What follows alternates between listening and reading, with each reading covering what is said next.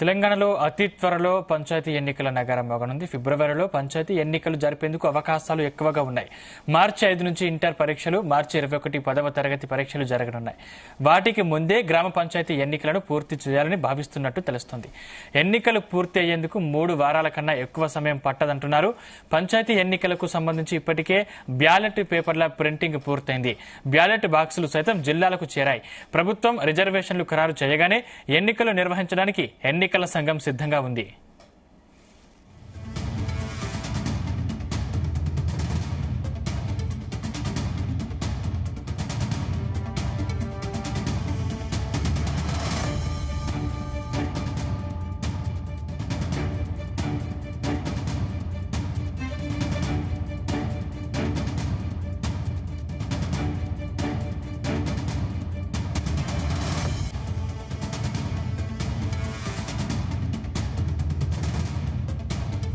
తెలంగాణలో అతి త్వరలోనే పంచాయతీ ఎన్నికల నగరం మోగనున్నట్లు తెలుస్తుంది. ఫిబ్రవరిలో పంచాయతీ ఎన్నికలు జరిపేందుకు అవకాశాలు ఎక్కువగా ఉన్నట్లు సమాచారం అందుతుంది. రైట్, ఇదే అంశానికి సంబంధించిన మరింత సమాచారం మా బ్యూరో చీఫ్ నరేందర్ అందిస్తారు. నరేందర్. సందీప్ కరెక్ట్. ఎందుకంటే ఫిబ్రవరిలో ఎన్నికలు పెట్టడం ద్వారా అది అనువైనటువంటి సమయంగా రాష్ట్ర ప్రభుత్వం భావిస్తుంది. అదేవిధంగా జనవరి 26 నుంచి ఈ పథకాలు ఏదైతే ఉన్నాయో అవి కూడా పకడ్బందీగా రైతు భరోసా అమలు ఇవన్నీ చూసుకొని సందర్భాన్ని బట్టి ఫిబ్రవరిలోనే ఎన్నికలు నిర్వహించాలన్నటువంటి ఆలోచన చేస్తుంది. ముందుగా ఎంపీటీసీ ఎలక్షన్స్ రావడం, దాని తర్వాత జెడ్పీటీసీ ఎన్నికలు, మండలానికి ఒక జెడ్పీటీసీ ఉంటుంది. అదేవిధంగా కొన్ని ఎంపీటీసీ అయితే ఒక ఊరు లేదా 2 ఊర్లు కలిపి ఒక ఎంపీటీసీ ఎన్నికలు ఉంటాయి.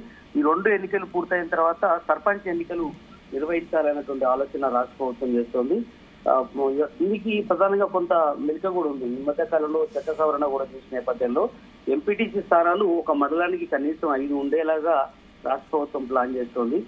ఇప్పటికే గవర్నర్ కావచ్చు ఇది ఆమోదం పొందాల్సిన అవసరం ఉంది. ఇప్పటికే ప్రభుత్వం సూత్రప్రాయంగా నిర్ణయించిన నేపథ్యంలో ఇదే టైంలో ఎన్నికలు నిర్వహించే అవకాశం అయితే కనిపిస్తోంది. ప్రధానంగా పంచాయతీ ఎన్నికలకు సంబంధించి ఇప్పటికే బ్యాలెట్ పేపర్ల ముద్రణ కూడా పూర్తయినట్టుగా సమాచారం ఉంది. బ్యాలెట్ బాక్సులు సైతం జిల్లాలకు చేరాయి. రిజర్వేషన్ల ఖరారు అనేది పూర్తి కాగానే దీనికి సంబంధించినటువంటి ప్రక్రియ అంతా కూడా ముందుకెళ్లే అవకాశం ఉంది.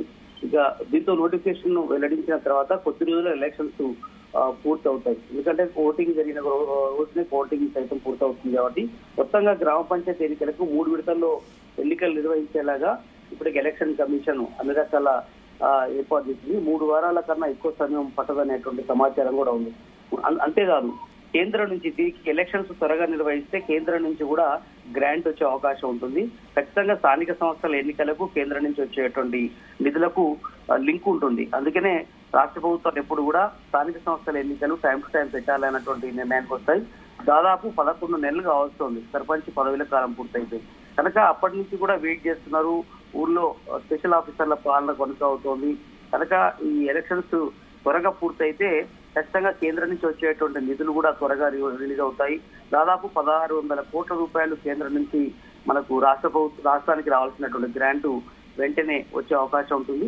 కనుక గ్రామ పంచాయతీ ఎన్నికలు త్వరగా ఏర్పాటు చేసి కేంద్రం నుంచి వచ్చే నిధులు కూడా వెంటనే తెప్పించుకొని అభివృద్ధిని వేగవంతం చేయాలనేటువంటి ఆలోచన ఉంది. ఎందుకంటే గ్రామ పంచాయతీలు అభివృద్ధి పడితేనే ఖచ్చితంగా రాష్ట్రానికి ఒక మంచి పేరు వస్తుంది.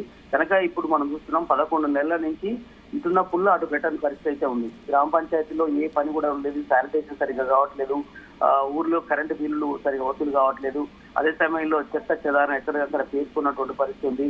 దాని ప్రక్షాళన పచ్చదనం శుభ్రత ఇవన్నీ కూడా మూలకపడ్డైనటువంటి పరిస్థితి ఉంది. చాలా చోట్ల ఏదైతే చెత్త తీసుకుపోయే వెహికల్స్ ఉన్నాయో వాటికి కనీసం డీజిల్ పోయలేని పరిస్థితిలో ఉన్నట్టుగా కూడా చాలా మంది ఈ మధ్య కాలంలో సర్పంచ్ గా పనిచేసిన వాళ్ళందరూ కూడా చెప్పడం జరిగింది. గ్రామ పంచాయతీ సర్పంచ్లకు కూడా నిధులు పెండింగ్ నిధులు కూడా రిలీజ్ చేయాల్సిన అవసరం. ఇవన్నీ కూడా కేంద్రం నుంచి వచ్చేటువంటి రిలీజ్ అయిన తర్వాత వెంటనే త్వరగా ఇవ్వాలన్నటువంటి ఆలోచన ఉంది. అంతేకాకుండా ఆ పైసలకు తోడు రాష్ట్ర ప్రభుత్వం కూడా ఈ మధ్య కాలంలో అమౌంట్ కూడా రిలీజ్ చేసింది. కనుక ఇవన్నీ కూడా ఆ రిలీజ్ అయినటువంటి అమౌంట్ ని ఖర్చు చేయాలన్నా కూడా ఖచ్చితంగా సర్పంచ్ కానీ ఉప సర్పంచ్ కానీ కింద ఉన్నటువంటి పాలక మండలి అందరూ కూడా అనుమతి అవసరం ఉంటుంది. కనుక ఎలక్షన్స్ జరగట్లేదు కాబట్టి ఇవన్నీ కూడా కష్టంగా మారింది. కనుక ఎక్కడ వేసిన గొంగడ అక్కడిగా మారినటువంటి పరిస్థితి ఉంది. కనుక మరొక 200 గ్రామ పంచాయతీలు కూడా ఏర్పాటు చేయాలని ఇప్పటికే రాష్ట్ర ప్రభుత్వం సూత్రప్రాయంగా భావించింది. సరే ఇవన్నీ కూడా ఇప్పటికే కేబినెట్ ఆమోదం పొందాల్సిన అవసరం ఉంది కాబట్టి దీనికి సంబంధించినటువంటి కసరత్తు కూడా జరుగుతుంది. త్వరగా పూర్తి చేయాల్సిన అవసరం ఉంది. ఎందుకంటే మనం చూస్తున్నాం ఎగ్జామ్స్ కూడా ఒక్కొక్కటిగా స్టార్ట్ కాబోతున్నాయి. ప్రధానంగా ఎలక్షన్స్ త్వరగా ముగిస్తే ఎలక్షన్స్ మీద దాని ఇంపాక్ట్ ఉండదు అనేది ఆలోచనగా ఉంది. దీంట్లో ప్రధానంగా 10th క్లాస్ ఎగ్జామ్స్, అదేవిధంగా ఇంటర్మీడియట్ ఎగ్జామ్స్ కూడా దీని మీద డిపెండ్ అయి ఉంది. మార్చి 2 నుంచి 25 వరకు కూడా ఇంటర్మీడియట్ పరీక్షలు ఉన్నాయి. అదేవిధంగా మార్చి 21 నుంచి ఏప్రిల్ 2 వరకు కూడా 10వ తరగతి 10th క్లాస్ ఎగ్జామ్స్ జరగబోతున్న నేపథ్యంలో ఆ తర్వాత డిగ్రీ ఎగ్జామ్స్ కూడా, ప్రవేశ పరీక్షలు, ఎంట్రన్స్ కూడా ఉంటాయి. కాబట్టి త్వరగా ముగించుకొని స్థానిక ఎన్నికలు పూర్తి చేయాలన్నటువంటి ఆలోచన ఉంది. పూర్తి చేసిన వెంటనే ఎలక్షన్స్ జరుగుతాయి. దీనికి డిస్టర్బెన్స్ కూడా ఉండదు అన్నటువంటి ఆలోచన ఉంది. దీంతో బీసీ రిజర్వేషన్ సంబంధించి ఇప్పటికే డెడికేషన్ కమిషన్ అయింది, రిపోర్ట్ కూడా తెప్పించుకుంటుంది. ఇప్పటికే ప్రతిపక్షాలు 42% రిజర్వేషన్ ఇవ్వాలని పట్టుబడుతున్నాయి. దీనికి సంబంధించి కూడా ఒక క్లారిటీ వచ్చే అవకాశం ఉంటుంది. ఇది వస్తే ఇప్పటికే ఎన్నికల సామర్థ్యం అంతా ముద్ర అయ్యింది, జిల్లాలకు వెళ్ళిపోయింది కాబట్టి రిజర్వేషన్ ఖరారును బట్టి వెంటనే వాళ్ళ ఖచ్చితంగా ప్రాతిపదికన ఎలక్షన్స్ జరిగే అవకాశం అయితే ఉంటుంది.